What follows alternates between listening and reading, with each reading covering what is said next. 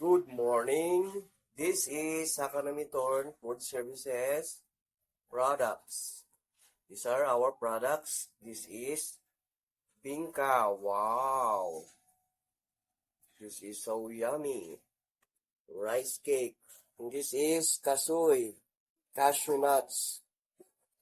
This Bingka is sold for 15 pesos per piece. And this Kasoy is sold for 120 pesos per 250 ml tub. So yummy. Our Bingka is made of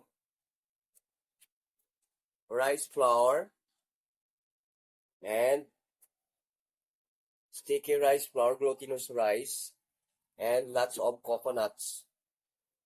And this is a native cashew, native kasoy. So yummy.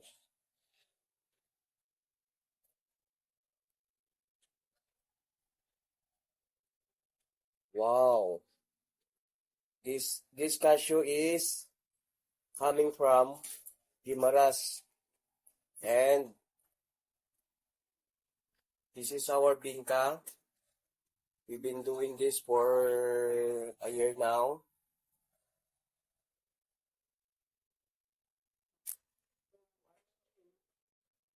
These are two of our many products. We have our specialty also, Suman and Valenciana. And we have also the Nugaw or Ginataan. Wow na wow!